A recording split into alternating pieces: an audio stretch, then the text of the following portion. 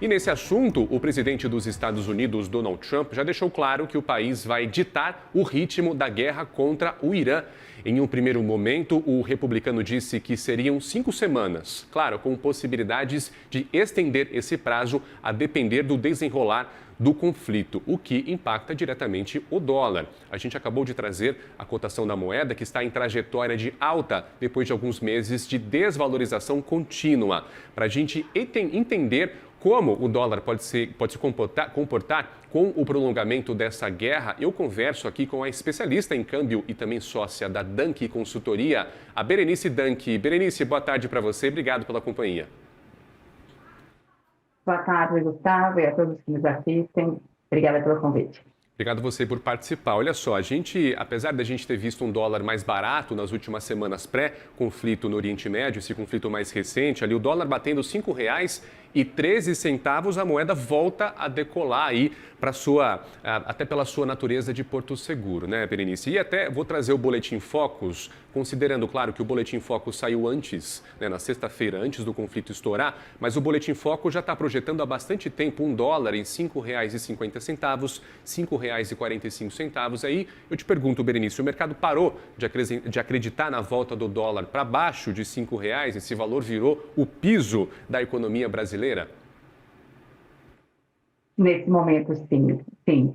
Com esse contexto de um conflito que se instalou e pode, inclusive, se agravar e perdurar por um período mais longo, realmente 5,20 é algo que, nesse momento, seria uma mínima e, inclusive, hoje já, né, a gente vendo o dólar subindo mais forte, acompanhado de todo um contexto de bastante estresse, né, e esses fundamentos, inclusive os preços que você mencionou, como agora um petróleo em alta, batendo $80, um câmbio começando a buscar níveis bem acima dos 5,20, né, agora dos 5,28, uma bolsa caindo.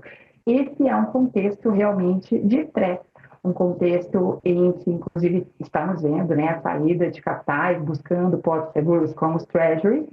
E esse contexto, ele se intensifica quando a gente pensa que essa situação americana, né, de uma pressão inflacionária por lá, pode fazer com que o Fed tenha que manter os juros em níveis atuais ou até, enfim, eventualmente um pouco mais altos para segurar a inflação, e que por aqui a gente tinha já uma expectativa e, inclusive, estava precificado já no DI futuro, nos juros negociados na B3, que teriam quedas de juros nas próximas reuniões, finalizado, inclusive, pela própria ata do Copom. Esta queda de juros fica comprometida num contexto em que a gente tem câmbio alto, petróleo elevado e tudo isso, então, se revelando em matérias-primas, preços de frete e um contexto que é preocupante e altamente inflacionário.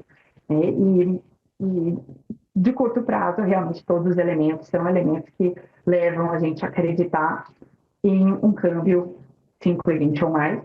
E aí é interessante, né? Porque ontem a gente viu um câmbio caindo um pouco e aí, né, a gente costuma dizer que a única certeza é que a volatilidade vai perdurar, ou seja, que a gente vai ver dias em que ele sobe um pouco e que ele cai um pouco, e aí, né, dentro das decisões de gestão de risco, dentro das decisões, né, de como lidar com esse câmbio, é importante, claro, que apesar desse momento de estresse, a gente consiga respirar fundo, olhar para os nossos negócios, mapear as exposições que temos nas nossas companhias antes de sair comprando ou vendendo dólar no desespero, né, que é o fenômeno que muitas vezes acontece também nesse contexto de estresse.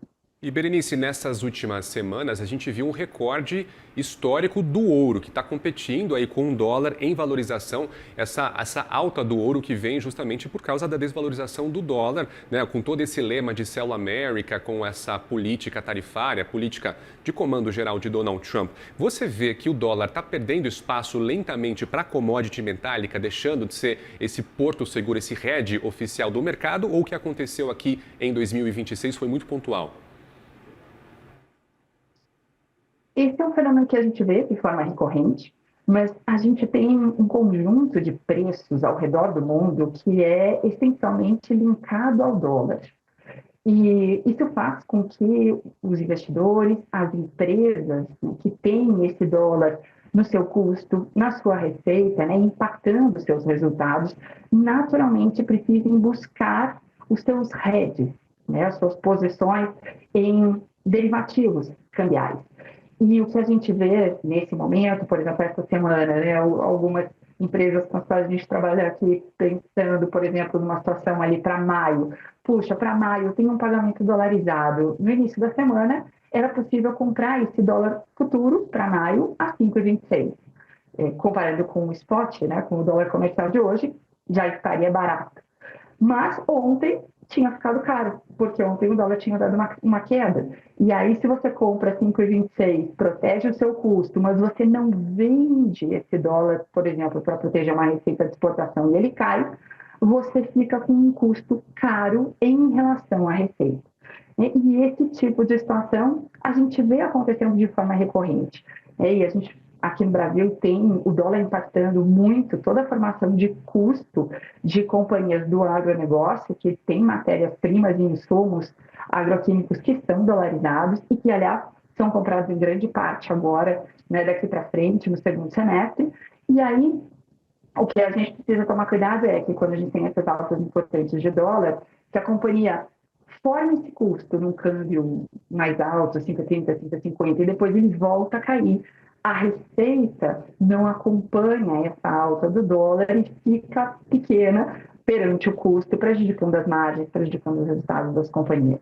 Então, essa perspectiva, ela acaba afetando os resultados, ela acaba, claro, também, em alguma medida, se refletindo no preço final, né? Quando a companhia tem espaço de trazer o aumento do custo para o seu preço de venda, é quando nós, consumidores, sentimos no bolso aquele preço que encarece, né, e gera inflação, e com inflação a gente não consegue baixar juros, o custo do dinheiro persiste caro, e aí a gente continua nessa situação difícil, né, que a gente vem acompanhando aí já há algum tempo no Brasil. Péssimo para as empresas, péssimo para o Ibovespa, péssimo para os principais índices dos Estados Unidos. Claro, Berenice, eu tenho 1 milhão de perguntas para te fazer. A gente está com um probleminha no seu sinal, está um pouquinho difícil de te ouvir, então eu te chamo em um outro momento aqui na programação. A gente ouviu as considerações da Berenice Danke, que é sócia da Danke Consultoria. Até aqui, muito obrigado pela sua participação, Berenice. Um abraço. Obrigada a você, um abraço. Um abraço, tchau, tchau.